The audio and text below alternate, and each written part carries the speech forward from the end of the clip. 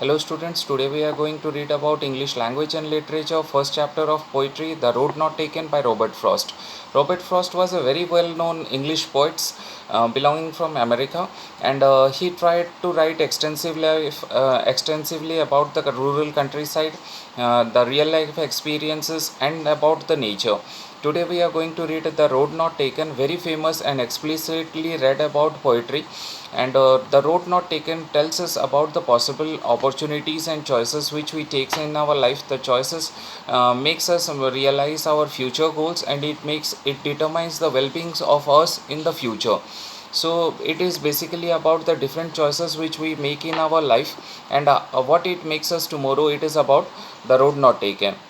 So let's begin. Let me read out the poetry first. The two roads diverged in a yellow wood, and sorry I could not travel both. And be one traveller, long I stood, and looked down as far as I could, to where it bent in the undergrowth. So the poet, one day he was travelling along a forested path, and he encounters two different roads leading to two different paths, and it is taking him to two different direction. It is altogether a different type of roads. One road was grassy and another road was a little bit walked upon, and many people have traveled, it was suggesting so.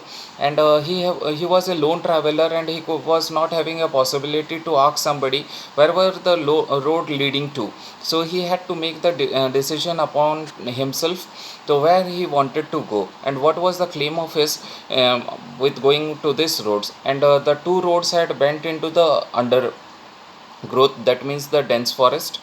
Two roads were diverged in a yellow. Diverged here means cut off. Okay, he was standing in a cut off section of a road, and it were leading him to two different direction.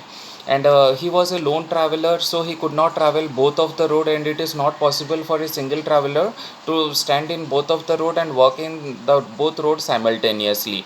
And he has long stood in that place, and he has asked to himself which road should he take, and which path would be leading him to success, and which path will make him a very energetic and successful person to him in the future.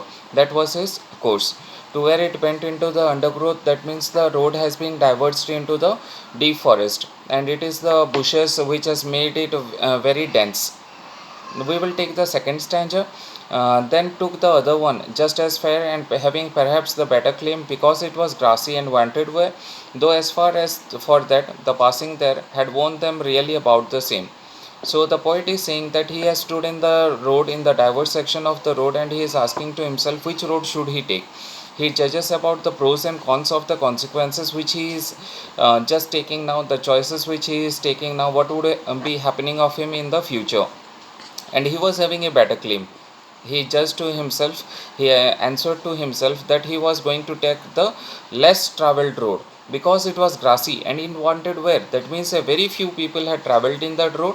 And he was knowing of the consequences, that he wanted to be different in life, and he wanted to choose the path which was grassy. Though it was risky, he was determined to take up that road. It had warned them really about the same. The other road was worn out. The second road was worn out. The branched section was worn out. That means many people had traveled. It was less risky, and definitely it would lead to somewhere. But the first road was definitely risky, and he had to take the choice that he had to travel in the first road. We will go for the next stanza, that is third. And both that morning equally lay in leaves, no step had trodden black. Oh, I kept the first for another day, yet knowing how way leads on to way, I doubted if I should ever come back. So in that morning, in that frosted morning, that the leaves, the fresh leaves, the autumn has spell out the fresh leaves in on the ground. It was yellow, and the whole leaves were covered the path. But in the first road, many people had traveled, so the leaves were trodden black out of their footsteps or the footmarks. It was trodden black, and it was suggesting that the road was less risky. But he said that if I am unsuccessful in my road, in my journey, where I have taken the grassy road, I should come back and I will take the second road.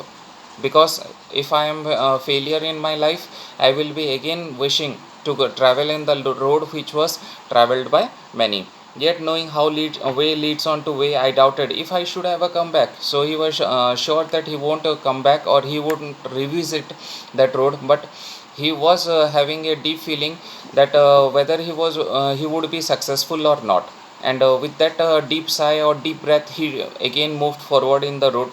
I shall be telling this with a sigh. Sigh here means deep breath.